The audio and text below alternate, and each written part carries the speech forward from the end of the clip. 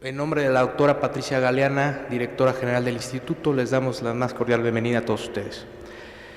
Continuando con el curso Historia de las Mujeres en México, en esta ocasión tenemos la participación, o contamos con la participación de la doctora Elvira Hernández Carballido. La doctora es doctora en Ciencias Políticas y Sociales con orientación en Comunicación por la Universidad Nacional Autónoma de México, siendo la primera mujer en obtener tal reconocimiento.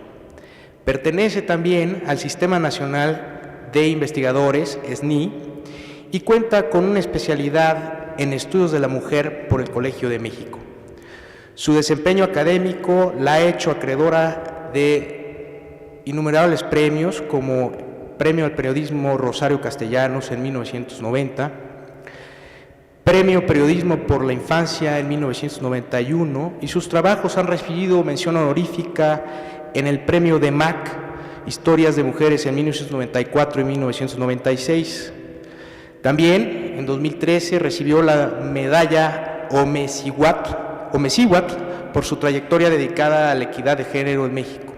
Es autora de infinidad de libros y ensayos, entre los que destacamos Dos Violetas de la Náhuac, Bellas y airosas mujeres en Hidalgo, Las otras soldaderas, Mujeres periodistas en la Revolución Mexicana.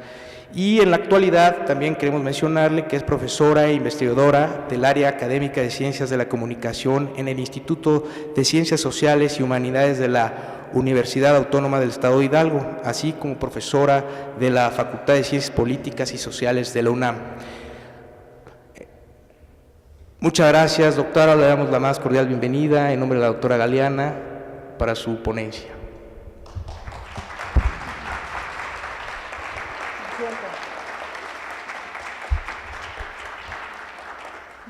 Gracias, buenas tardes. Es un gusto estar aquí con ustedes, un gusto venir desde la bella y airosa ciudad de Pachuca y llegar aquí a tiempo con ustedes, así que estoy muy contenta de acompañarles, aunque soy chilanga de nacimiento, ya tengo 12 años viviendo en Hidalgo y pues también es siempre grato regresar a mi querido DF y estar aquí, y sobre todo estar en un lugar tan maravilloso como es este, en donde también he tenido oportunidad de hacer investigaciones y perderme en varios textos. Entonces, bueno, vamos a empezar con la plática de hoy, en donde pues vamos a hacer un recorrido por las publicaciones que se fundaron en el siglo XIX y principios del XX de mujeres.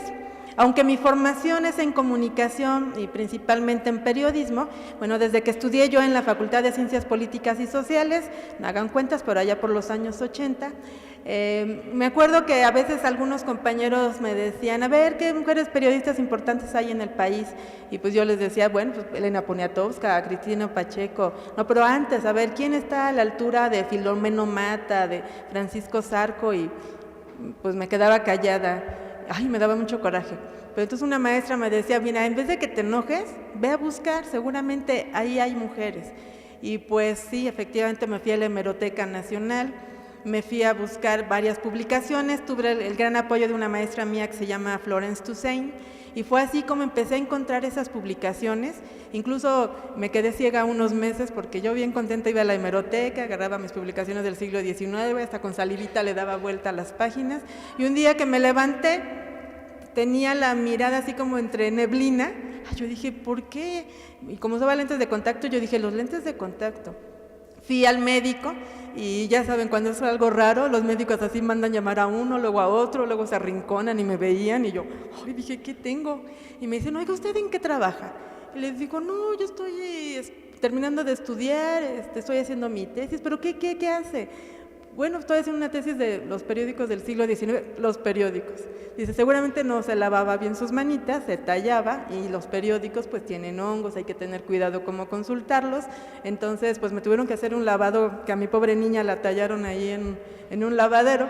y bueno, ya me recuperé, y entonces ahora cuando voy a la hemeroteca y veo a la gente consultando los periódicos con sus guantes y a veces hasta con su tapabocas, digo, deberían de poner una placa, gracias a una mujer que quedó casi ciega por leer los periódicos del siglo XIX, estamos ahora teniendo más cuidado. Pero bueno, finalmente, para mí fue una gran experiencia conocer estos periódicos. Ahorita en la entrevista que me hicieron, me dice, oiga, pero sí, ¿los ha visto? Claro que los he visto, los he podido apreciar. A veces llega esa vanidad de creerse Dios y decir, yo sé lo que van a publicar mañana, porque bueno, ya pasaron muchos años y sé qué va a pasar en este país en esas publicaciones. Entonces las disfruté bastante, y pues desde esa época de 1986 que entregué mi tesis de licenciatura hasta ahorita, sigo explorando este tipo de trabajo, sigo disfrutando este tipo de investigaciones, y por eso quiero venir a compartir con ustedes, pues con mucho gusto, este tipo de investigaciones. Y bueno, en este trabajo que yo he hecho,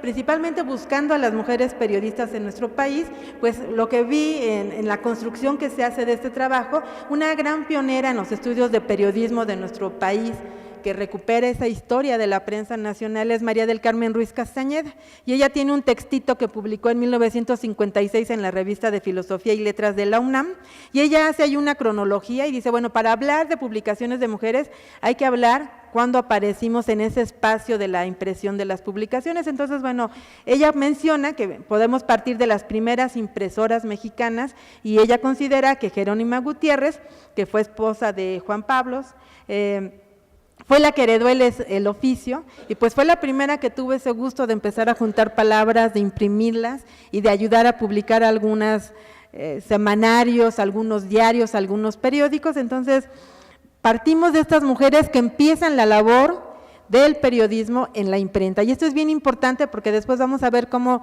la primera publicación que se va a fundar en nuestro país hecha por mujeres, son mujeres que principalmente pensaban practicar la imprenta. Entonces, doña Jerónima Gutiérrez, bueno, tiene esa presencia. Desgraciadamente, pues no tenemos ninguna ilustraciones de ella, y eso que se dedicaron a la imprenta, pero bueno, creo que es algo muy significativo en ella, ¿no? En la prensa del siglo XIX, sobre todo en la prensa obrera, sí daban mucha importancia a que las mujeres se dedicaban a la imprenta, ¿no? Consideraban que era una manera en que ellas podían salir del escenario íntimo que era el hogar, y que ser impresor o impresora pues les permitía estar en contacto con el progreso que en ese momento significaba tener una imprenta en nuestro país. Entonces, las reflexiones de la prensa eran a favor de que esas mujeres se dedicaran a la imprenta, aunque la gran mayoría de ellas obviamente fue por herencia del esposo, que se dedicaban a esta labor. Dentro de ese espacio, bueno, hay muchos nombres más, pero aquí lo interesante es ver que ya empezaban las mujeres a acercarse a esta situación. Después vamos a ver que ya será en el siglo XIX, donde ya los primeros periódicos empiezan a aparecer nombres de mujeres. Aquí varias investigadoras nos dicen, bueno, realmente es bien difícil decir quiénes fueron las primeras colaboradoras, porque se usaban infinidad de seudónimos. Entonces, incluso María del Carmen Ruiz Castañeda dice, yo a veces tengo la certeza de que algunas firmas femeninas eran hombres, pero seguramente algunas firmas de hombres eran mujeres. Pero en estos periódicos del Diario de México y Gaceta de Valdés, lo que sí muchas veces firmaron algunas mujeres fueron poemas.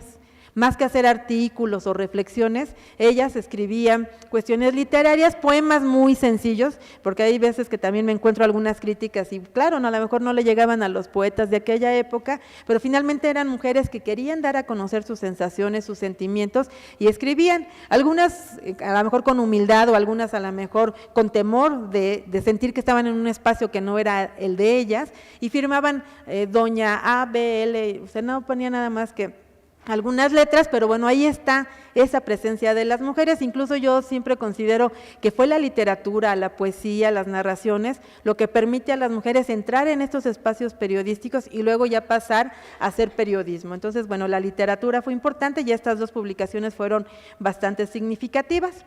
Hay un libro que se llama El periodismo en México, que escribió un señor que se llamó, bueno, fue un periodista que se llamó Fortino Ibarra de Anda. Yo buscaba historia del periodismo en nuestro país y este libro está en la Biblioteca Nacional, son 2 tomos. Entonces el primer tomo es El periodismo en México y el segundo tomo es un libro que se llama las mexicanas en el periodismo. Entonces también es un libro bien significativo porque Fortino Ibarra igual hace una cronología de las mujeres y él dice efectivamente las primeras fueron estas mujeres que escribieron en el Diario de México, pero él hace una afirmación de que Leona Vicario es considerada la primera periodista. Este texto que es muy famoso, y si no lo conocen realmente siempre conmueve leer esta carta de Leona Vicario, es una carta. Leona no escribía en ese periódico, pero es una mujer que publica una carta en 1832 en un periódico, que la firma, que se la publican, y que aparte da una expresión muy personal. Ella a esta carta le responde a Lucas Alamán, que hace una evaluación del movimiento de la independencia, y él considera que las mujeres participaron por amor a los hombres que hicieron la independencia y no por una entrega o una pasión hacia esa patria que querían liberar.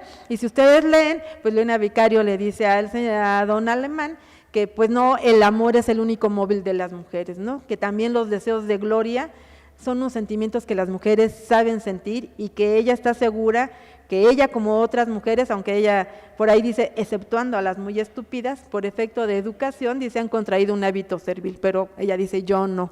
Y en esa carta lo publica y claro, causa algo de escándalo en la sociedad mexicana de la época, pero digo, yo no me atrevería a decir fue una periodista, pero sí publicó esa carta, sí nos permite ver cómo una mujer en el siglo XIX ya tenía una certeza, una mujer autodidacta, claro que tuvo la fortuna de ser una mujer de una clase social bien, que le permitía experimentar, escribir y hacer algunas cuestiones. Bueno, que publique esto en un periódico pues siempre es bastante significativo. Entonces, bueno, Leona Vicario, yo diría, bueno, podría ser precursora en estas publicaciones, y bueno, fueron 2 cartas las que publicó, aunque también ya en más investigaciones que han hecho de Leona Vicario, consideran que en algunos periódicos que salieron durante la independencia, ella seguía enviando cartas para dar referencia de qué era lo que ocurría en ese movimiento, pero bueno, esta carta es simbólica, representativa, y en muchos espacios la repetimos porque pues nos gusta que se vea como una mujer del siglo XIX tenía ya esa certeza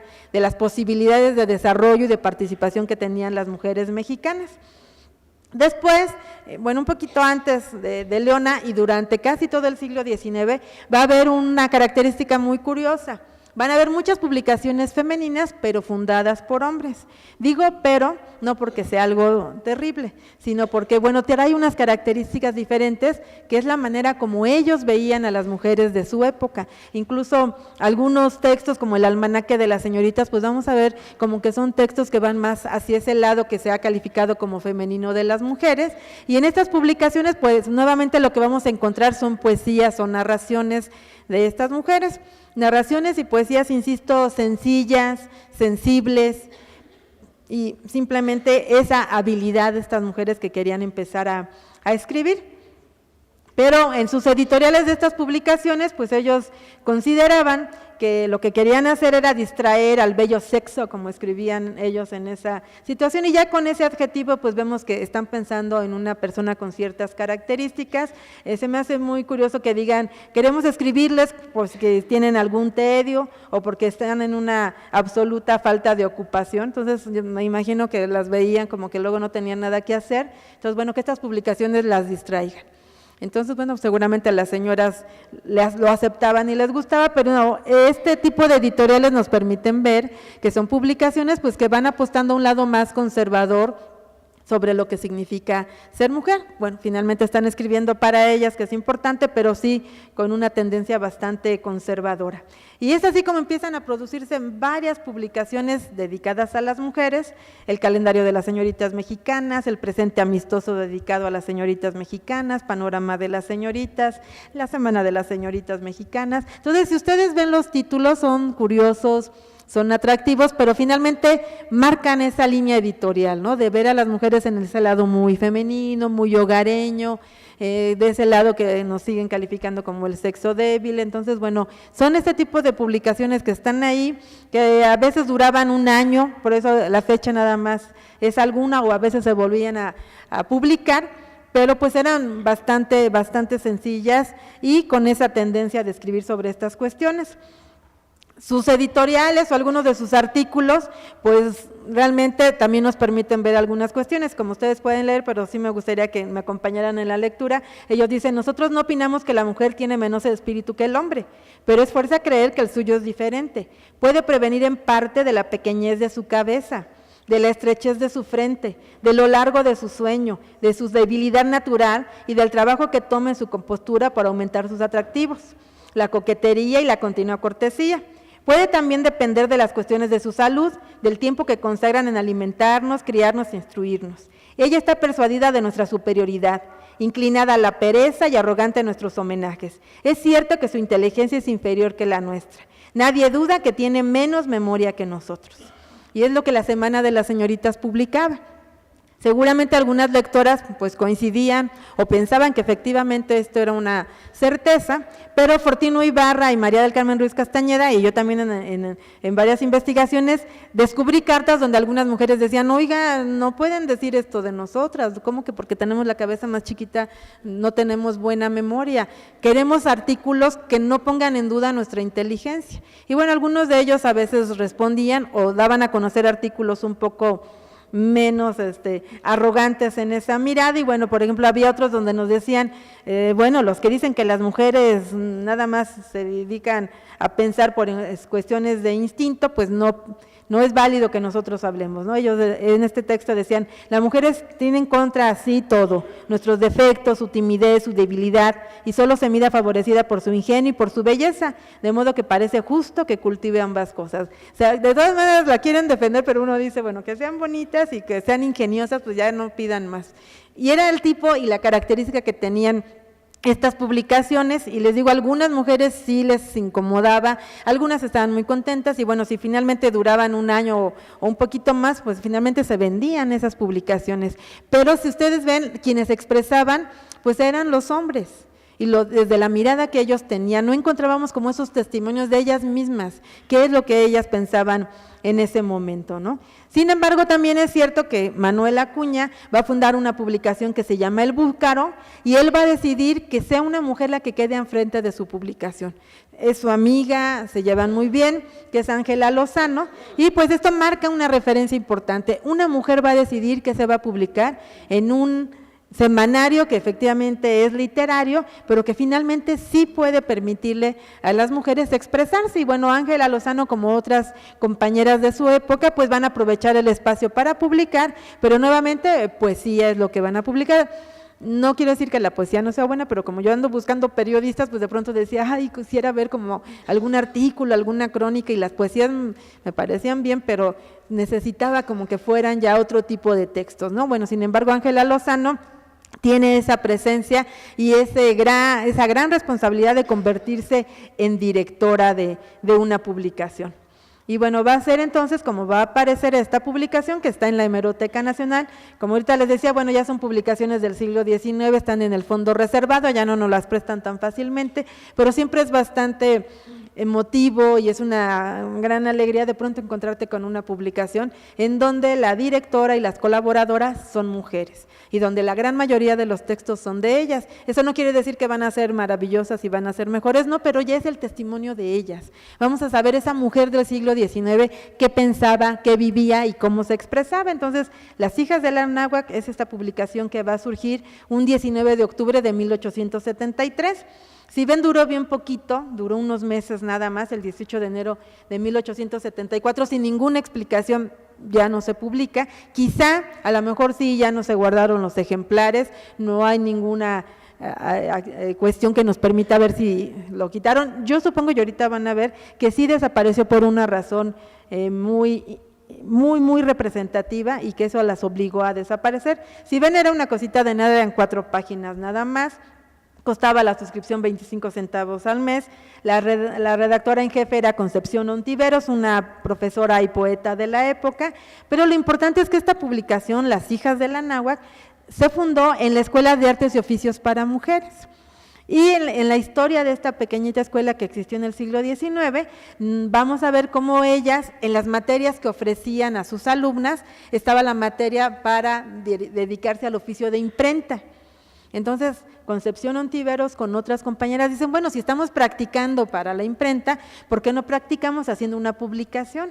Y así podemos hacer este oficio pues mucho más sencillo. Entonces, ellas piensan más en ese momento en que practiquen la imprenta y pues invitan a sus alumnas a que escriban y que bueno tengan como con qué practicar una publicación. Entonces las hijas de la Anáhuac va a salir primero con esa idea de crear esta situación. Muchas de ellas, como ustedes pueden ver, firmaban con seudónimo y seguramente ese nacionalismo y esa pasión por el ayer de México las motivó a escribir siempre con nombres de mujeres o de princesas o de diosas prehispánicas. Entonces, bueno, la gran mayoría firmaba. Yo puedo ahora ya especular que seguramente Ilancuetl fue Concepción García Ontiveros porque era la que más escribía en la publicación, pero bueno, la gran mayoría de estas mujeres eran alumnas y profesoras de la Escuela de Artes y Oficios para Mujeres. Algunos textos no se firmaban, otros sí, y finalmente en su directorio pues ahí ponían los nombres de las que estaban colaborando. Entonces bueno, es una publicación que de esa manera está presente. Esas 4 páginas tenían varias secciones fijas, una que se llamó Almohadilla, en donde lo que publicaban pues eran otra vez estos poemas, estas narraciones. Gacetilla, donde con mucho orgullo publicaban qué decía la prensa de ellas. Y la gran mayoría de la prensa del siglo XIX pues festejaba que mujeres mexicanas hayan sacado un libro, un periódico, en donde la directora y las colaboradoras eran mujeres. Diversiones era una cartelera que ellas hacían, en donde nos decían que había en el teatro, qué bailes había, qué exposiciones. Entonces, bueno, hacían unas reseñas pequeñitas. Revista de la Semana, yo considero que era una columna escrita por Ilancuetl, y ella casi eran crónicas lo que ella presentaba, reflexiones de temas que estaban en ese momento tratándose en la sociedad mexicana, y que entonces era como la que marcaba la pauta de la revista. Poemas y narraciones que se seguían publicando y algunas traducciones de diferentes narraciones. Entonces es lo que vamos a encontrar en Las hijas de la Anáhuac. Pero también estas reflexiones en donde ellas, si ustedes ven de una manera muy sencilla, incluso yo diría que a veces hasta pudorosa y candorosa, ellas empiezan a hablar de las mujeres y como con mucha prudencia a decir, oigan, no nos digan que nada más somos esclavas, que nada más vivimos para esto, véannos como esposas y vean que nos sacrificamos en el hogar, véanos como heroína y vean que estamos ahí en el campo de batalla, no combatiendo, pero sí curando al moribundo, y si es necesario damos la vida en ese momento, ¿no? Pero ella dice, ¿y qué aceptamos o qué recibimos a cambio de esta abnegación y sufrimiento?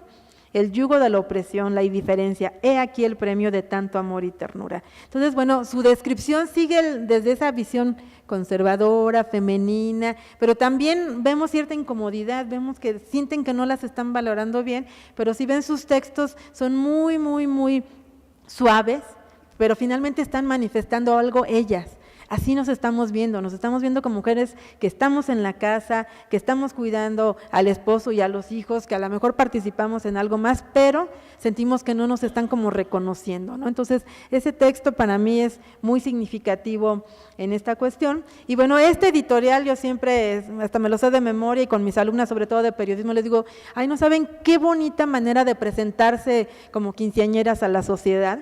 Y empiezan ellas a decir, aquí está este periódico, dice que a lo mejor no es el número 1 de la prensa mexicana, pero aquí están, y fíjense en los adjetivos, ¿no? Cómo finalmente, si ellas a veces se minimizan, vean aquí estas pobres hijas de México, contribuir con sus humildes líneas, o sea, vean las palabras que van utilizando como para no verse vanidosas y muy exageradas. Estamos aquí escribiendo para esta regeneración sublime del sexo femenino que se llama la emancipación. A lo mejor no están hablando de feminismo, no están hablando de tomar las armas, pero sí están hablando de una transformación que quieren ellas ver. Y ellas consideran que esta publicación es una pequeña muestra de lo que puede ser el periodismo. Ya se están viendo como periodistas, ya no son las poetas que están escribiendo con la inspiración, sino dicen, esta es una publicación en donde seguramente las mujeres que quieran imitarnos, que quieran ser periodistas, van a ver que aquí hubo unas pioneras, como dicen ellas, que pese a todos los sacrificios que hicimos, estamos escribiendo y publicando. Y este es su editorial con el que ellas se presentan. Entonces, pues vemos cómo las hijas de la Anáhuac van marcando una presencia muy significativa en ese momento, ¿no? En Revista de la Semana, que les digo que es la publicación que más constante fue, y que los 3-4 meses que duró la publicación ahí salió, y Lancuetl escribía muy seguido, y en este textito ella, por ejemplo, dice: ya no es mal visto que la mujer escribe y exprese sus sentimientos por medio de la pluma, y nada más justo que tengamos este espacio, ¿no? Entonces, cuando escriben esto, uno puede empezar a especular y a decir: entonces, pues parece que sí era mal visto antes que escribieran ellas públicamente, y ella está tratando de convencer a quienes las leen de que pueden hacer este tipo de publicaciones, ¿no? Motiva a las chicas: escribid, bellas jóvenes de nuestra patria, y estudiad mucho, porque solo ayudando a la inteligencia con la instrucción se pueden construir hermosas y correctas composiciones. Entonces, hay una motivación de parte de ellas, porque saben que hay mujeres en ese momento que seguramente están dudando todavía de publicar sus poemas, sus narraciones o simplemente sus ideas. Entonces, las hijas de la náhuatl están así como muy seguras que eso es muy importante. Y bueno, por ejemplo, dicen: bueno, sí les decimos que estudien, pero no se aloquen, sino que sigan ustedes sabiendo que la mujer que estudia y que escribe, bueno, finalmente tiene que seguirse dedicando al hogar y puede procurar mejorar su inteligencia, pero no exageremos tanto, ¿no? Entonces, bueno, de todas maneras hay esa mirada, les digo, todavía como conservadora, pero al mismo tiempo un poco más liberal y significativa dentro de estas publicaciones. Sin embargo, les digo, duró muy poquito tiempo, y yo especulo que todo pasó de las hijas de la náhuatl desapareciera de manera abrupta, porque a Lancuetl se le ocurre escribir sobre el suicidio de Manuel Acuña, de uno de los poetas que todo el mundo conocemos y no sabemos sobre todo uno de sus poemas en particular. Bueno, ella en un artículo se atreve a criticar a Manuel Acuña, la decisión que él tomó, y ella dice: bueno, solamente una acción cobarde puede suceder de esta manera.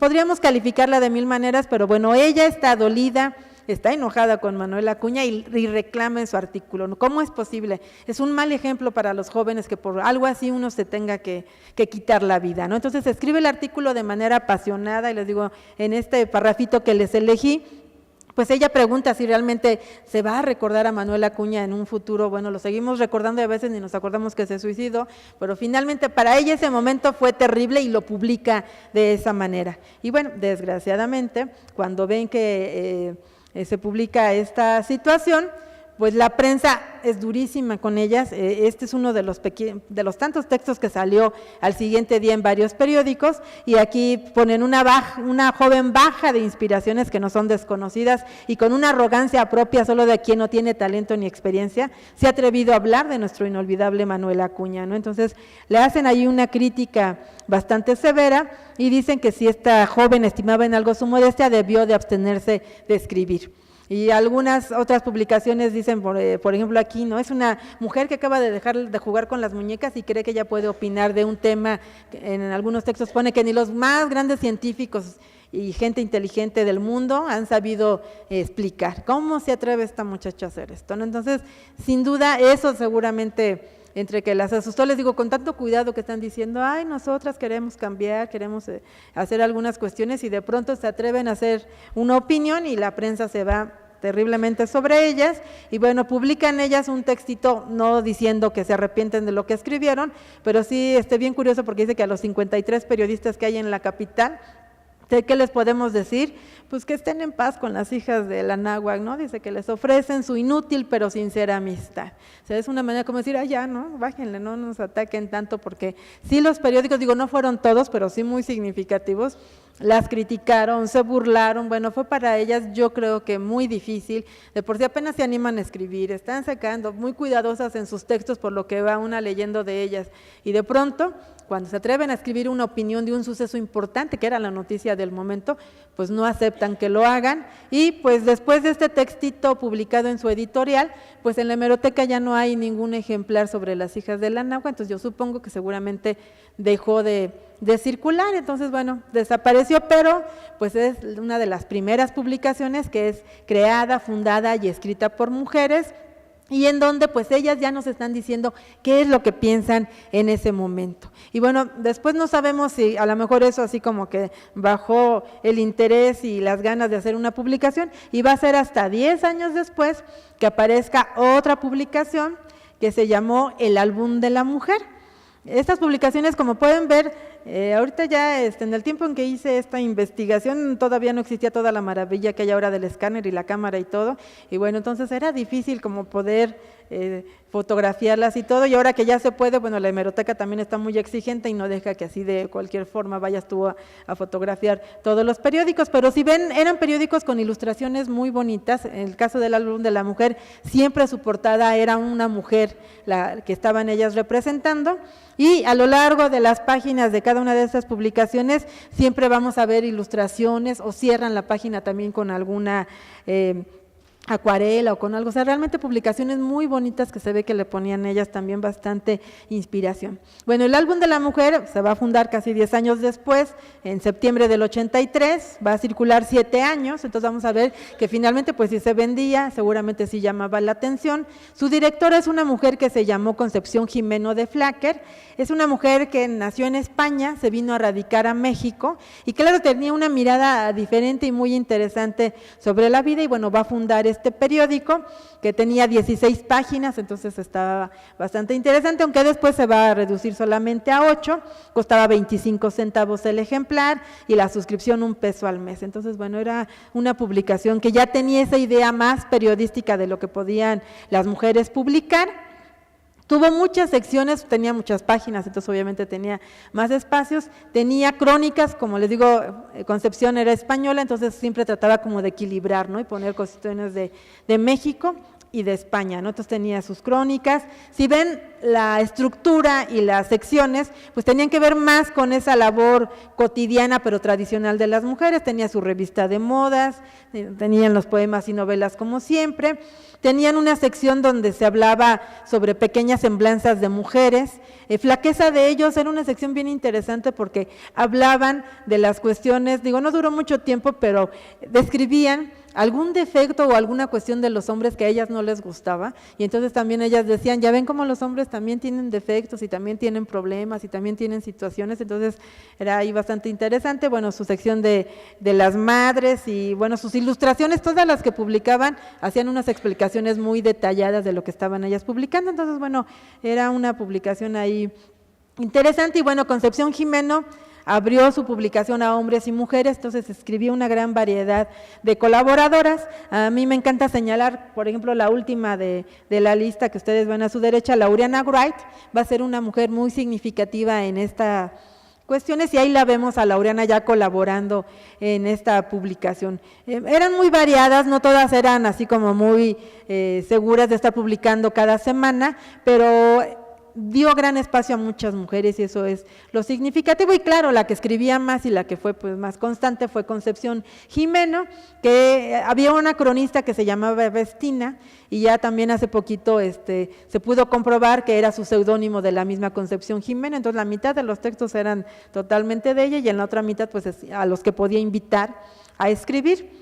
Entonces bueno, en su editorial ella sí marcaba algo que sí caracterizó a la revista. Por un lado es el lado tradicional de las mujeres, esa compañera y esa amiga, pero al mismo tiempo Concepción Jimeno estaba muy segura de esta cuestión de la igualdad. Entonces, en su editorial ella va a decir que, bueno, para algunos las mujeres no son más que una carga, la que cría a los hijos, y muy pocos la ven como su compañera y su amiga, ¿no? Entonces, esta concepción dice, mientras el hombre se considere el amo de la mujer, mientras le niegue la igualdad civil, mientras no la mida con la misma vara que a sí mismo, no para decir con verdad que ha dado un paso en la senda del verdadero progreso. Y esto es bien significativo. Imaginemos siglo XIX, las mujeres no tenían oportunidad de ir a la universidad, estaban en su casa, y que una señora escriba así con seguridad y con certeza y firme y diga, necesitamos esa equidad entre las mujeres, pues nos da una mirada muy optimista del siglo XIX, ¿no? Porque no sé si han leído por ahí el texto de la marquesa de Calderón de la Barca, en donde describe a las mujeres y dice, no, pues las mujeres mexicanas tocan el piano, medio cantan, medio escriben, y es una descripción, pues a lo mejor desde su mirada muy respetuosa, pero pues bastante decepcionante para muchas de nosotras, ¿no? Ay, ¿a poco en el siglo XIX nada más hacíamos eso? Y bueno, esta mirada de Concepción, que bueno, finalmente habla de mujeres como ella, que tuvieron la oportunidad de leer y escribir, pero que están ahí pensando en otras cuestiones muy significativas, ¿no? Esta es una pequeña ilustración del periódico en donde Concepción Jimeno le hicieron su dibujo. Entonces esta es la mujer española que funda esa publicación y que bueno, está segura de que se pueden hablar sobre diferentes maneras. Concepción Jimeno, según yo, escribió de 3 temas muy significativos sobre formas de ser femenina, describió mucho lo que era la mujer mexicana y sobre todo habló a favor de las mujeres, ¿no? Entonces, la gran mayoría de sus textos durante los 7 años que escribió, yo los pude catalogar de esa manera. En formas de ser femeninas, bueno, esta a mí siempre me encanta porque nos habla también cómo era el contexto de la época. Son señoras que seguramente eran amigas de don Porfirio, de Carmelita, estaban en ese contexto, y fíjense lo que escriben, ¿no? Un baile es para nuestro sexo, señoras mías, un campo de batalla. Entonces es muy interesante que diga donde las mujeres son heroínas, las hermosas, ¿no? Y siempre hablaba mucho de las feas, dice, las feas conquistan la palma por haber tenido el heroísmo de presenciar los triunfos de las bellas, y es sabido que tanto la palma como el laurel simbolizan la gloria, pero vean su mirada que tenía ella, ¿no? Finalmente, sí hablaba de equidad, de transformación, pero seguía dentro de ese ámbito de ser conservadora, de ser tradicional y de ver los bailes de aquella época como ese campo en donde se enfrentaban las mujeres para demostrar quién era la más bonita, ¿no? De igual forma, un texto que escribió sobre estas formas de ser femeninas hablaba sobre la mujer fea, ¿no? Entonces es muy curioso cómo habla de que aunque sea pequeña de estatura y tiene generalmente alta talla intelectual, la costumbre de vivir aislada la hace ser meditabunda y la meditación desarrolla su entendimiento. La conversación de la fea es casi siempre chispeante e ingeniosa, porque la fea, convencida de que no ha de atraer por su rostro, intenta cautivar por su inteligencia.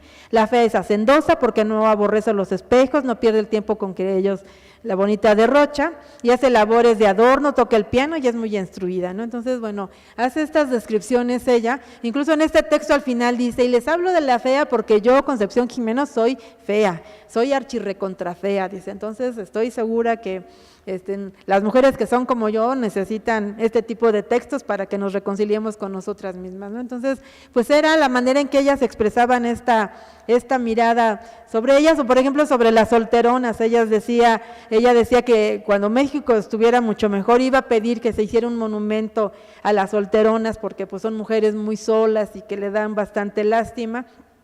Pero pues es la mirada tradicional que tenía ella en ese momento. Entonces imagínense, la mujer que no se casaba, qué difícil ha de haber sido en ese momento serlo para que doña Concepción pida que le hagan un monumento, porque pues sufren bastante y van a morir solas, bueno, por lo menos que las recordemos en un monumento. Pero bueno, era el tipo de estilo y de textos que ella escribía.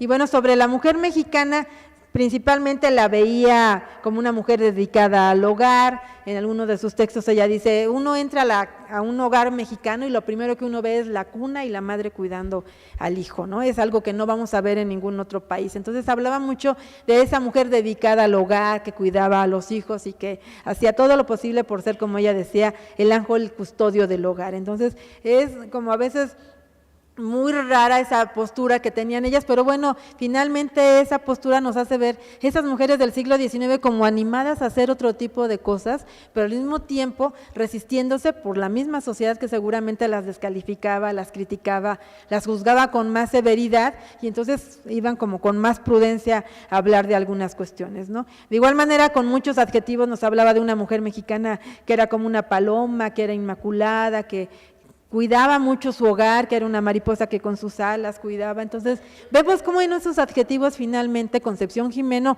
sí tenía una mirada solidaria, pero una mirada nuevamente dentro de una visión pues bastante tradicional de las mujeres. Sin embargo, también seguramente algunos de ustedes sabrán que la primera mujer que estudió medicina en nuestro país fue Matilde Montoya. Fue una mujer que también a finales del siglo XIX intentó ya entrar a la universidad, y es bien interesante cómo ella y otro periódico, El Álbum de la Mujer y Violetas de la Náhuac, recuperan ese suceso, pero sobre todo para valorar el gran esfuerzo que hizo Matilde Montoya para poder llegar a hacer este tipo de cuestiones, ¿no? Entonces, por ejemplo, aquí ella le hace un texto y dice, ¿cómo logró todo esto? Dice, no haciendo caso a las burlas, no haciendo caso a algunas cuestiones, y nos va narrando cómo le costó mucho trabajo a Matilde Montoya llegar a titularse.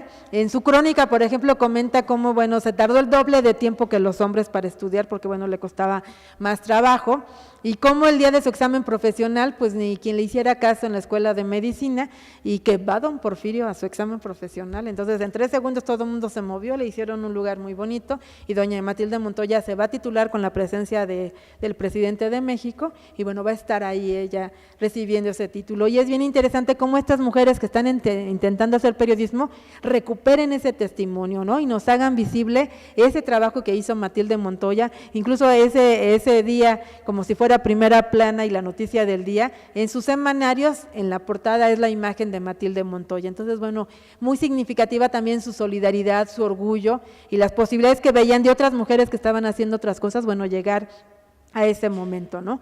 Y bueno, ya en sus textos a favor o en pro de la mujer, como yo le puse, bueno, ahí la vamos a ver así como muy aguerrida y ya más directa y peleándose con medio mundo, y va a decir, ¿no?, que las mujeres tienen que buscar algunas cuestiones. Me encanta esta última frase de este texto en donde dice: hombres, tened presente que no os disputamos la fuerza física, pero nos declaramos en fuerza moral igual a vosotros. Entonces, con una gran pasión discutía y hacía estas reflexiones en donde pues hablaba de esa posibilidad de que hombres y mujeres pues tuviéramos la misma oportunidad de desarrollarnos en los escenarios que quisiéramos, ¿no? Entonces, doña Concepción así era en eso muy aguerridas.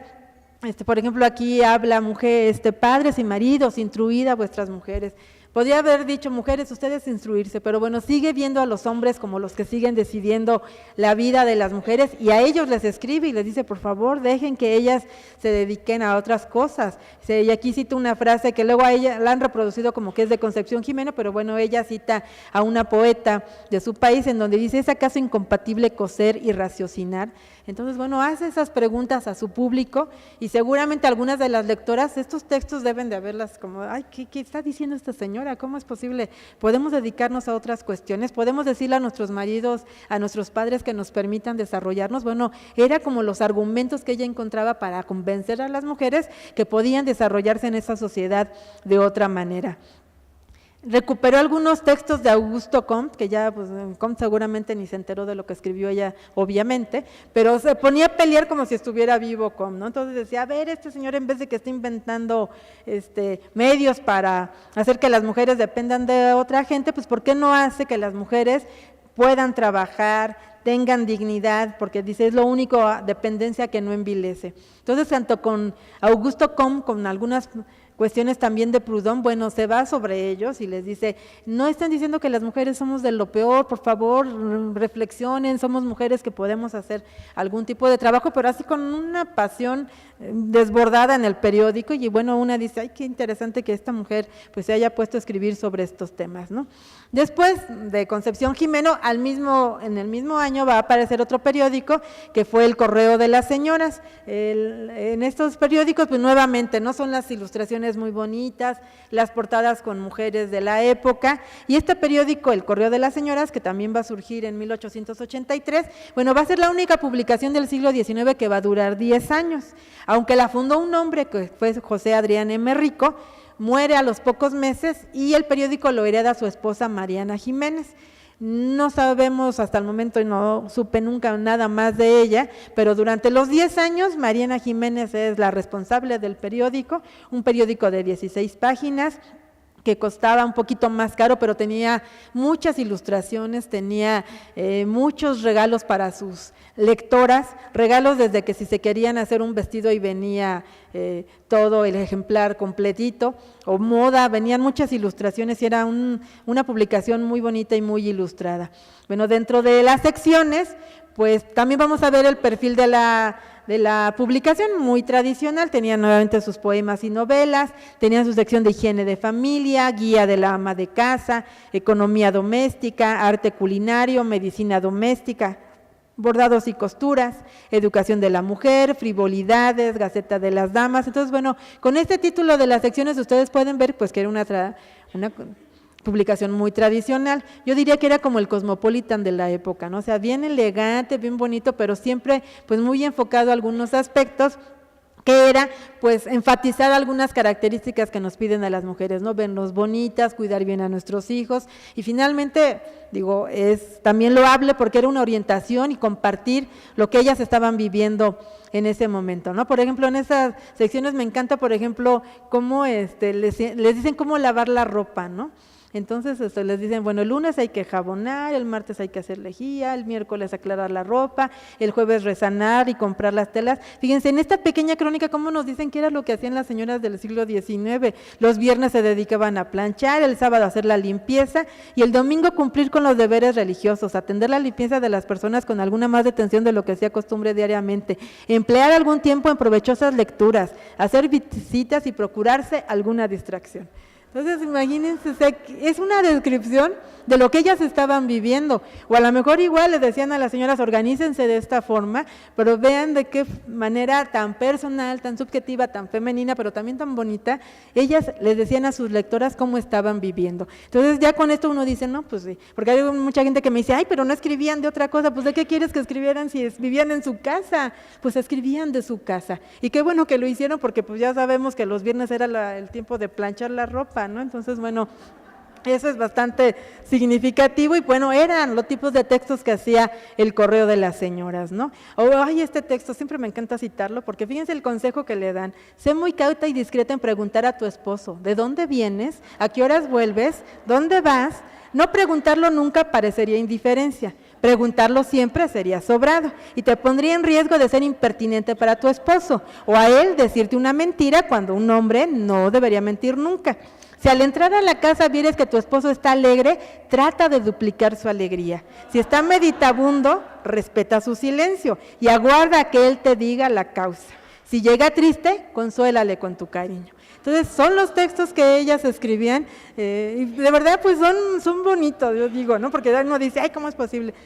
Pero es lo que ellas estaban viviendo. Era la manera en que ellas estaban educadas para atender a sus esposos. Entonces, este texto a mí siempre me encanta presentarlo porque nos permite ver cómo eran esas mujeres, cómo veían a los hombres con los que ellas querían estar y cómo se marca un trato muy diferente entre lo que ellas podrían ser y los que deberían de ser, ¿no? Entonces aquí, sé muy cauta, fíjate, haz esto. Entonces, esos comentarios de cuidarlos y de hacer pues esas referencias, pues es muy significativo en el correo de las señoras. Todos esos textos lo escribían todas estas señoras, principalmente María del Pilar Sinués es la que escribió mucho en el periódico, y algunas de ellas que son poetas ya reconocidas del siglo XIX como Refugio Barragán de Toscano, está por ahí Dolores Jiménez y Muro, que también fue una poeta, Laureana Gray también ahí escribió varias veces. Entonces, bueno, el correo de las señoras era plural, o sea, aceptaba que las mujeres que quisieran escribir, escribieran, ¿no? Claro, les digo, su mirada desde esa perspectiva de dedicarse al hogar, pero pues era lo que en ese momento era lo más fuerte y lo que ellas más estaban tratando de hacer, ¿no? Entonces, por ejemplo, aquí ellos sí estaban así muy en contra de esto de la emancipación, esto de la liberación.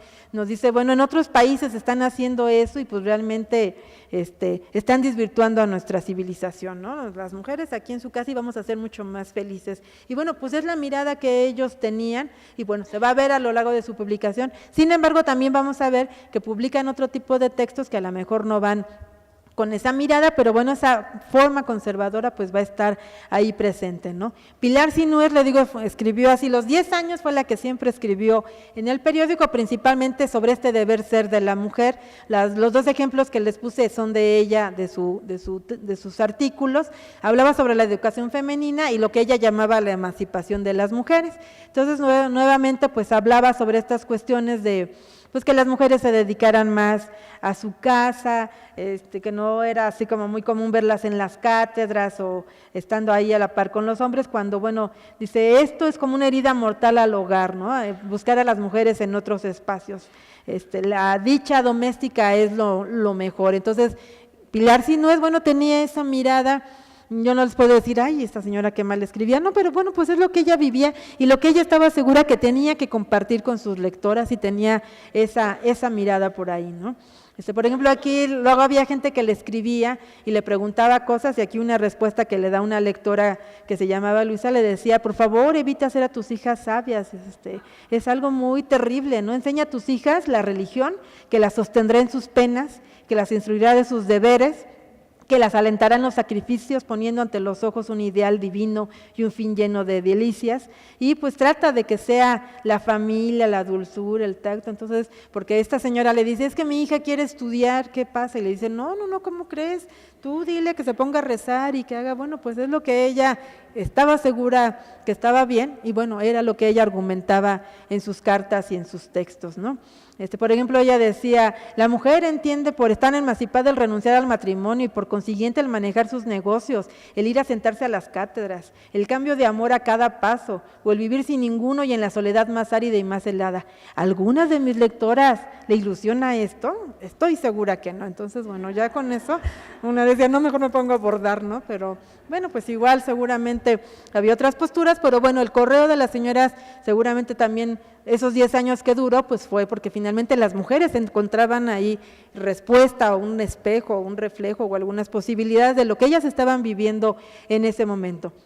Sin embargo, ya en muchos espacios, este textito de Laureana Wright que publicó en el Correo de las Señoras, por ahí algunas personas dicen, no, fue en Violetas, no, fue en el Correo de las Señoras donde Laureana va a escribir su texto más memorable y que se repite en este siglo XXI en muchos espacios, que se llama La Mujer Perfecta.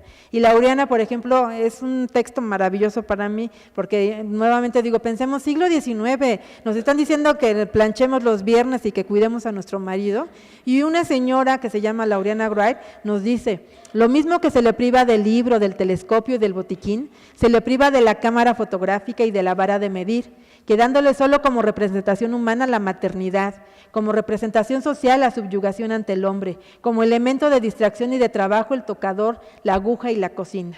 Delante de tal desequilibrio y de tanta usurpación, la mujer perfecta, hasta donde puede serlo nuestra raza, será la que, tomándose los derechos y los recursos que indebidamente se le niegan, se levante de la inutilidad en que vegeta. ¿Qué necesita la mujer para llegar a esta perfección?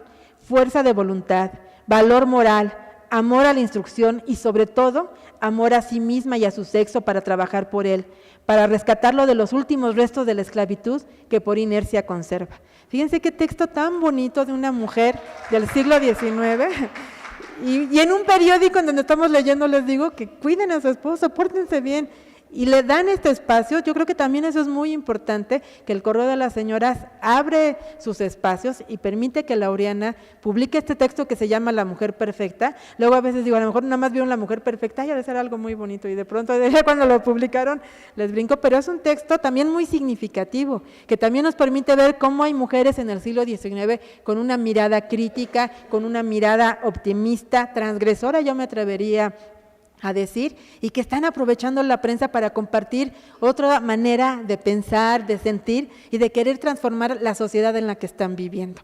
Y este texto de Laureana, bueno, estuvo ahí en el Correo de las Señoras, que les digo, durante 10 años circuló y permitió este tipo de reflexiones en sus colaboradoras. Entonces, bueno, esos 10 años fueron significativos, pero va a ser precisamente Laureana Wright la que va a fundar una publicación que se llamó Violetas de la Náhuac. Violetas de la Náhuac también es una publicación que las consulta pues te da cariño y las haces de pronto tuyas a estas mujeres, porque vas a ver una mirada también muy significativa del siglo XIX. Sus directoras fueron Laureana Wright. Desgraciadamente Laureana va a enfermar y esa enfermedad desgraciadamente la va a llevar a la muerte, va a morir en el siglo XIX, y su amiga Matiana Murguía va a dirigir la revista, un librito que se llama Dos Violetas de la Náhuac, que me publicó DEMAC.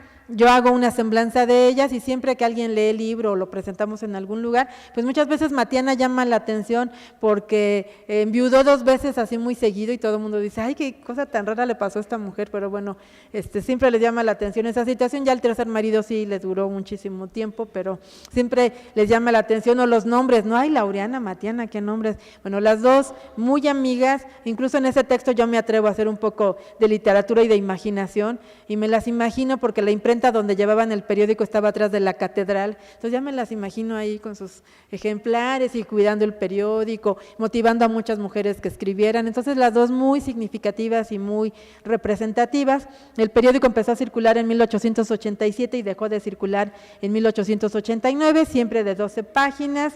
Tenía un precio, pues podríamos decir caro, ¿no? 75 centavos, pero también con muchas ilustraciones, muy cuidadito, o sea, de verdad un periódico que una leía con bastante gusto y bueno, y yo con bastante cariño porque encontré muchas voces ahí interesantes, ¿no? Sus secciones era crónica de la semana, tenían una miscelánea que publicaban diferentes notas, no dejaban este lado tradicional, tenían sus artículos dedicados a las madres de familia, lo que la prensa pensaba de ellas, otra vez poesía y novelas, y muchos ensayos y artículos que no eran secciones fijas, pero que ellas publicaban de manera constante, y algo que hizo Laureana durante todo el tiempo que escribió en Violetas de la Náhuac era hacer semblanzas de mujeres, principalmente de su época, o de algunas que eran muy importantes. Va a morir Laureana, les digo, antes de que termine el siglo XIX, y en el centenario de la independencia, don Porfirio va a decidir, antes de que se vaya, va a decidir hacer una publicación especial con todos esos textos que hizo Laureana y se llama el libro Mujeres Célebres Mexicanas.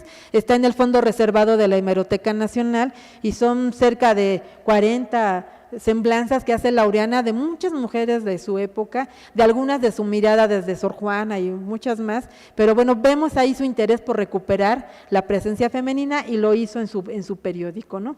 Y las colaboradoras, les puse algunas porque fueron, pero yo diría que cientos de mujeres las que escribieron en Violetas de la Náhuac, algunas con mucha constancia, otras era un poema y ya nunca las volvíamos a ver, pero era esa apertura que tenía Violetas, ¿no? Escriban, aquí les publicamos, y pues muchísimas mujeres, las primeras que les menciono, Laureana, Mateana, Titania, María del Alba, Ignacia Padilla, Rosa Navarro, fueron las que escribían más seguido.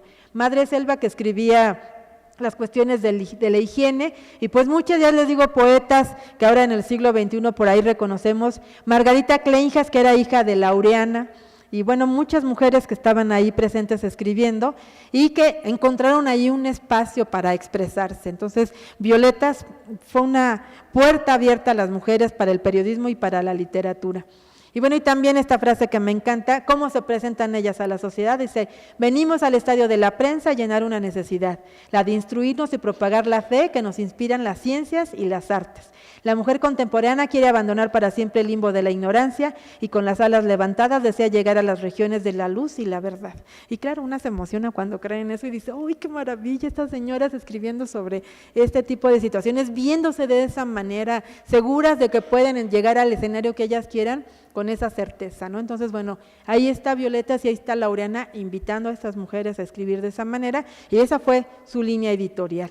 Esta es doña Laureana Wright, hay todas bellas con sus mascadas y todas hermosas, entonces bueno, ella era doña Laureana, y bueno, les digo, Laureana escribió biografías de mujeres, escribió algunos textos de la historia de México, sobre el periodismo en México, sobre la religión y sobre la educación de las mujeres, ¿no? Entonces, a lo largo de un año y un pedacito, ahí estaba Laureana siempre en su periódico escribiendo.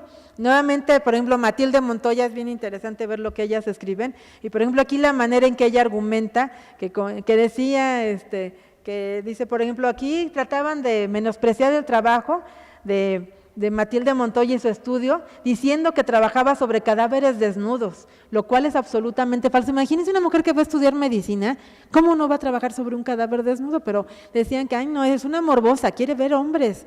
Oye, ¿cómo es posible? Entonces, Laureana iba a decir, oigan, eso no era cierto. Incluso aquí dice, los cubrían convenientemente cuando tenía que tomar clases Matilde, no veía nada más de lo que tenía que ver, ¿no? Entonces, o sus compañeros le avisaban con tiempo para que no entrara a la clase y no viera cosas que no tenía que ver, ¿no? O se iba solita al anfiteatro a hacer sola sus estudios sin testigos. Y este tipo de crónicas dice uno, ¡ay, qué bárbara Matilde Montoya! Y qué solidarias las mujeres de su época, escribiendo y denunciando esta situación y diciendo, miren, pese a todo eso, se tituló y fue don Porfirio a su examen, presumiendo esa situación. Entonces, Laureana va a escribir de muchas mujeres, incluso se va a tener ahí un debate con Concepción Jimeno, que va a escribir sobre la Malinche, y Concepción Jimeno, pues finalmente como española, va a decir, la Malinche fue una mujer vendida como esclava, es una mujer que no traicionó a nadie, simplemente se enamoró, y Laureana va a decir, ¿cuál? Fue una traidora, y bueno, ahí se empiezan a pelear las dos, pero también vemos cómo finalmente en el siglo XIX ya hay círculos de mujeres que podríamos llamar intelectuales, periodistas, literatas, que se leen a sí mismas y discuten y debaten, ¿no? Entonces Laureana va a escribir sobre ese tema, va a escribir de muchas de sus compañeras del periódico.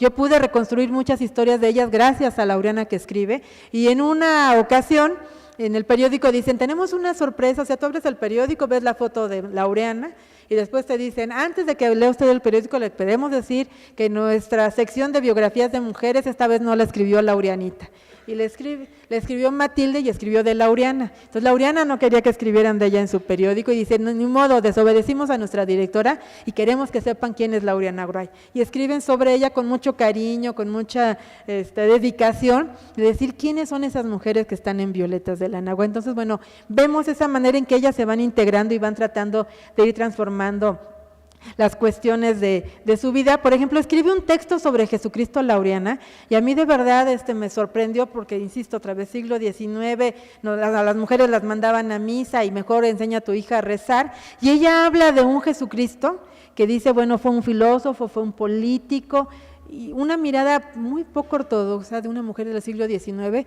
sobre no la religión, sino sobre una figura que pues nunca sabremos, si somos creyentes nosotros decimos que sí, y si no decimos quién sabe si realmente Cristo existió, pero ella habla de un hombre que luchó contra la esclavitud, que tuvo una mirada filosófica, que fue un político que no atacó la tiranía con la fuerza, sino con la razón, y una dice, ¡ay! O sea, qué manera tan interesante que hace esta reflexión Laureana. La hace porque ya lo tenía simplemente por instinto. No, bueno, también tuvo la gran suerte Laureana Wright de ser hija de uno de los dueños de las minas de Tasco Guerrero. Entonces imagínense cuánto dinero no tenía su papá, y su papá fue la única hija, bien pudo haber dicho, ahí tengo una hija y ahí la dejo.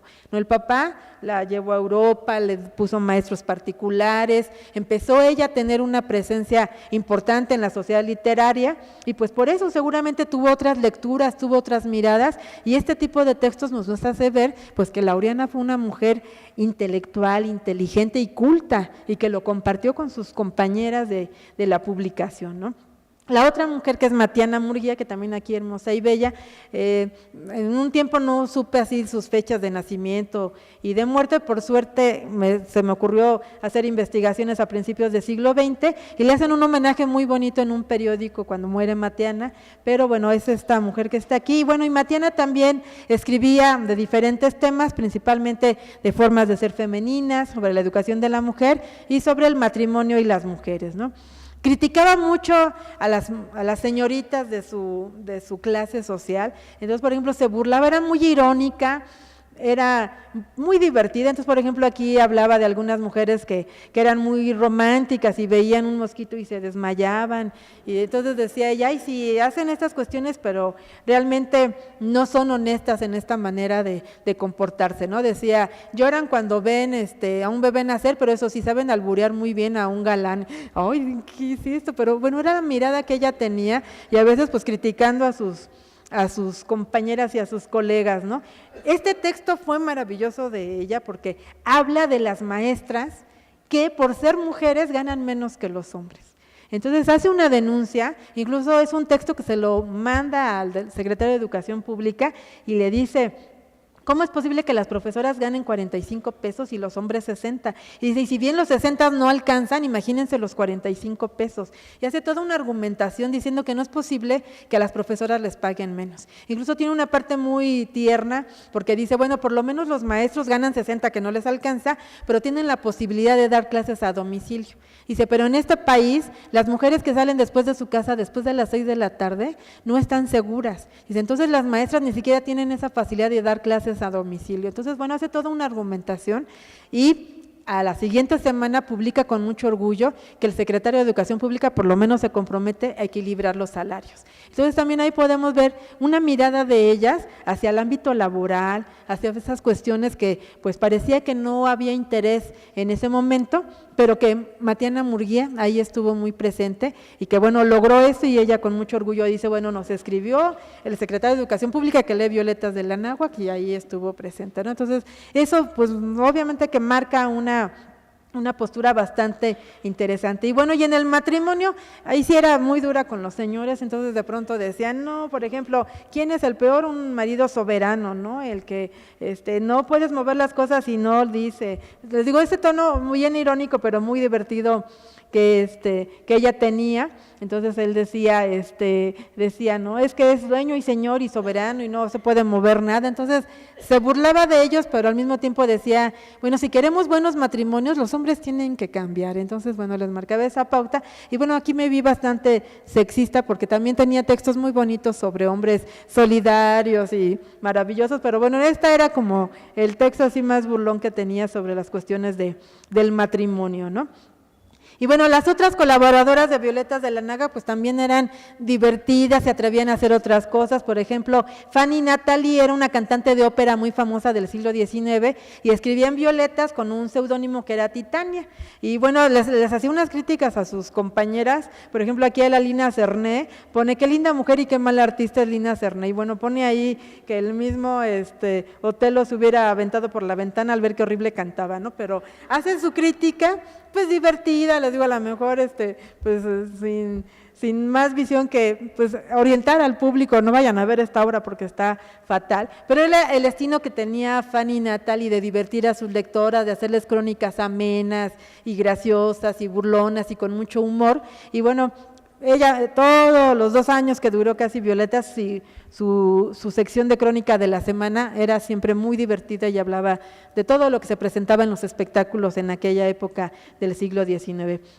María de Alba también fue una mujer que escribía de manera constante y por ejemplo aquí me gusta este textito también como dirigido a los hombres y diciéndole, no le exigimos al hombre en la sombra de la tragedia, de la lucha, el cumplimiento de su cristiana misión, no venimos a combatir, pacíficas como reclama la sensatez y el juicio, pues queremos salir de la noche de la ignorancia, o sea, con ciertas metáforas, pero tratando de convencer a su público lector masculino, pues que fuera solidario con ellas, ¿no? Pero sí con prudencia, como de una manera muy sutil escribir sobre este tema. Les digo, Matiana sí decía, ay, estos son de lo peor, pero ella trataba de escribir de una manera bastante sutil, ¿no?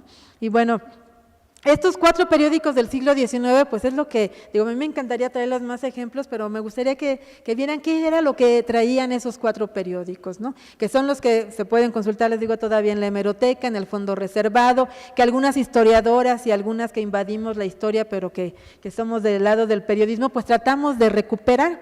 Y en esta cuestión y a veces también en esta pasión, bueno, yo me he seguido haciendo algunos trabajos y bueno, para ya ir cerrando esta presentación, para ver si ustedes tienen algunas preguntas, bueno, hay un periódico que no tengo la portada porque no, en ese tiempo todavía no tenía yo esa facilidad o estas cuestiones que podemos escanear, un periódico que se llama La Mujer Mexicana, un periódico que yo ni siquiera busqué. Yo llegué a la Hemeroteca Nacional, estaba haciendo un trabajo sobre la prensa de la Revolución Mexicana y pues muchas veces la solidaridad de los señores que trabajan en la hemeroteca y que se van dando cuenta qué temas trabajamos. Un día un señor le pedí un tomo de otro periódico, me lo trajo y me dice, oiga, yo estoy viendo que está buscando, ahí hay un misceláneo y viene un periódico que se llama La Mujer Mexicana, ¿no lo quiere ver? Y yo, ay sí señor, tráigamelo por favor. Bueno, eran 2 tomos, no sé ni cuándo apareció ni cuándo no apareció, el tomo hablaba de 1904, termina en 1908 y ese periódico lo fundaron varias mujeres que se coordinaron y compartieron la dirección, que fue Dolores Correa de Zapata, que fue una profesora y poeta de la época, Luz, viuda de Herrera, Laura Méndez de Cuenca, que bueno, es famosísima, quienes tienen estudios sobre el siglo XIX, y Antonia Ursúa. Todas ellas se integran y todas ellas, a mí me encanta porque las encontramos en Violetas de la Náhuac, y en el siglo XX fundan La Mujer Mexicana, ¿no? La titulan Una revista mensual dirigida, redactada y sostenida solo por señoras y señoritas. Revista mensual científico-literaria, consagrada a la evolución, progreso y perfeccionamiento de la mujer mexicana, ¿no? Entonces, ya con esos subtítulos nos van marcando la pauta de lo que vamos a encontrar en La Mujer Mexicana, ¿no? Que les digo, fue principios de siglo XX, tenía 12 páginas, costaba 25 centavos y bueno, tenía ahí sus posibilidades. Y eso es importante, los precios, porque pues vamos a ver que seguramente no lo compró una mujer muy humilde, pero bueno, esa clase media, esas profesoras, esas mujeres que ya empezaban a integrarse a otros escenarios, seguramente consultaron el periódico, ¿no? No había secciones fijas, había un artículo que lo firmaba la directora, nuevamente en muchos poemas, pero también ya una gran variedad de artículos, de ensayos, no dejaban este lado de la vida cotidiana de las mujeres, unas recetas maravillosas que luego algunas las puse en práctica y sí, me salían ricos postres y todo, porque uno dice, ¡ay, qué maravilla!, ¿no? Y algo bien interesante, mucha publicidad. Se ve que también vieron que para sobrevivir necesitaban anuncios. Entonces, por ejemplo, todavía no eran totalmente palacio, pero por ejemplo llegó el Palacio de Hierro y se anunciaba ahí con ellas. Entonces, muchos anuncios, entonces también yo a veces siento que eso es muy importante. Y vean, se anunciaba la doctora Matilde Montoya, entonces son unas cosas, vemos ahí la solidaridad, la integración de estas mujeres y la forma en que, bueno, finalmente a través del periodismo estaban ellas dando a conocer lo que pensaban, ¿no? La lista era mucho más larga, pero bueno, algunas muy representativas, ¿no? Las directoras de la publicación, Columba Rivera, que es la primera mujer que estudió medicina del estado de Hidalgo, se vino a estudiar acá, y allá en Hidalgo, bueno, calle, escuela y todo es Columba Rivera, porque pues es mucho orgullo que una mujer de Hidalgo se haya venido acá, y ella ha sido la segunda en todo el país en estudiar medicina, entonces también muy significativo que esté ahí escribiendo. Laureana Gruat ya había muerto, pero ellas siguieron publicando cosas de Laureana en el periódico, entonces eso fue muy significativo. Matiana se va a morir en ese periodo, le hacen un homenaje precioso con unas ilustraciones maravillosas, y muchas mujeres, Dolores Correa, Laura Méndez de Cuenca, escribiendo ahí en la publicación, ¿no? Entonces, bueno, vamos a encontrar una gran variedad de reflexiones. Y por ejemplo, de Laureana, textos que ya Laureana no publicó, ellas los van a recuperar, y pues les digo, esta mirada crítica y maravillosa de Laureana Gruay. Entonces aquí ella, en uno de sus textos que publica, habla de esta situación de la mujer, ¿no? Entonces ella dice, si se considera a la mujer como niña, que como tal, pues entonces se le protege y se le ampare. Si se le considera como mujer, que le den todos los elementos educativos y todos los derechos sociales de los que disfruta el hombre. Desgraciadamente no sucede ni esto ni lo otro, especialmente en México, donde la mujer conserva casi todas las prescripciones del feudalismo paterno y marital, donde el hombre monopolizador de la instrucción y de la luz, al ir desprendiéndose de sus errores, supersticiones y fanatismos, ha tenido especial cuidado de refundirlos y depositarlos en ella.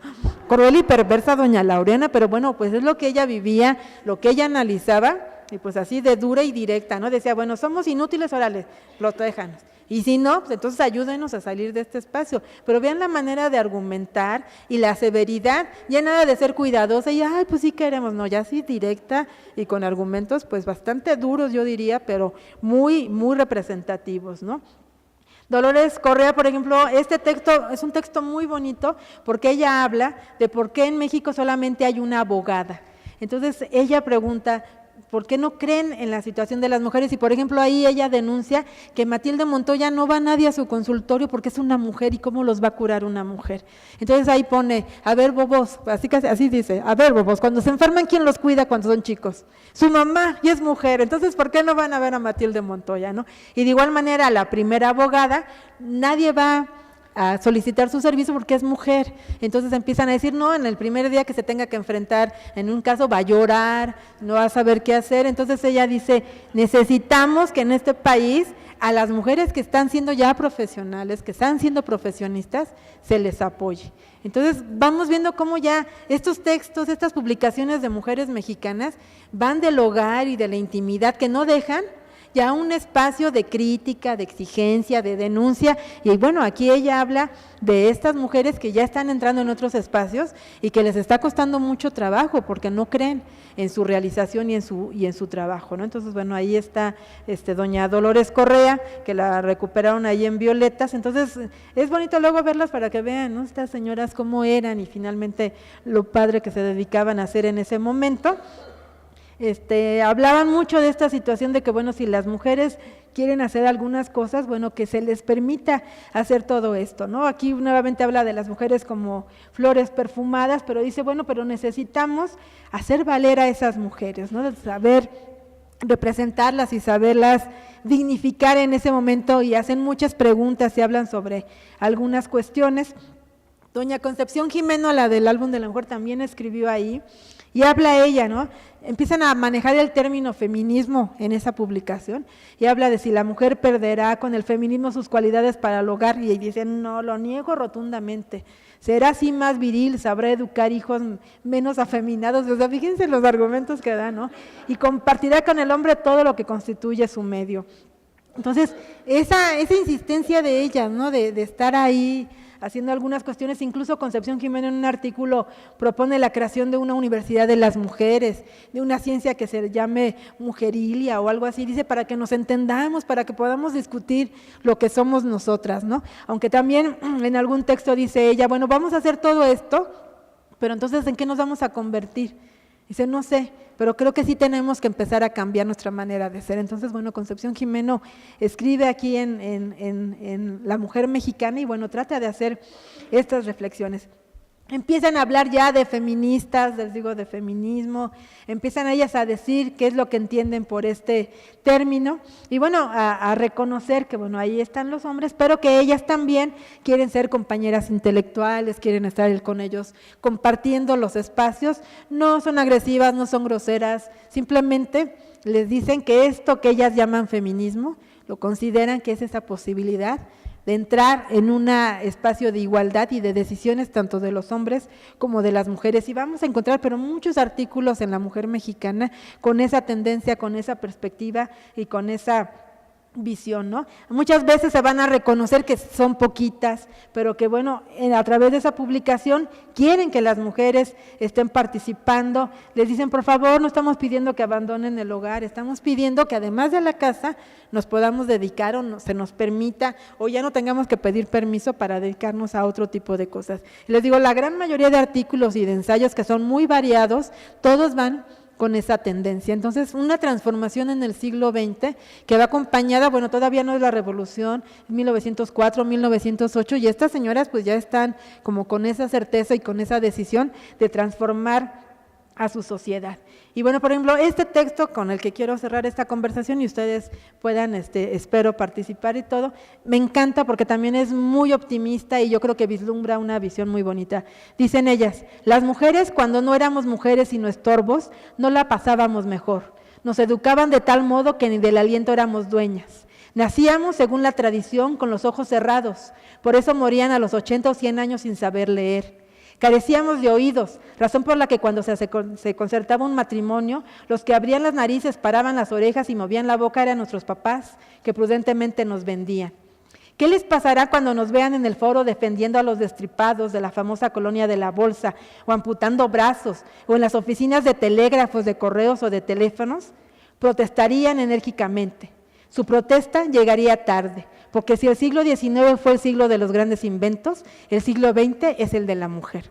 Entonces, vean qué reflexión tan bonita de estas mujeres que están empezando el siglo XX con esa mirada optimista, con esa mirada renovadora, y todas esas colaboradoras de este periódico que se llamó La Mujer Mexicana tenían esa certeza. Entonces, en este recorrido que les agradezco mucho que me hayan acompañado, pues es hablar de esa presencia femenina, de esas mujeres representativas que hay que recuperar, que hay que repetir sus discursos y que vayamos viendo que hemos tenido avances. A lo mejor a veces vemos una mirada o una situación todavía difícil en nuestra sociedad, pero ahí están todas ellas haciendo estas reflexiones, y ahí estamos muchas optimistas y necias que nos vamos a la hemeroteca a buscarlas, y aunque después nos parchen los ojos porque no tuvimos cuidado al consultar las publicaciones, créanme que para mí siempre es muy motivador y muy lindo compartir estas ideas con ustedes y esto que se publicó en estas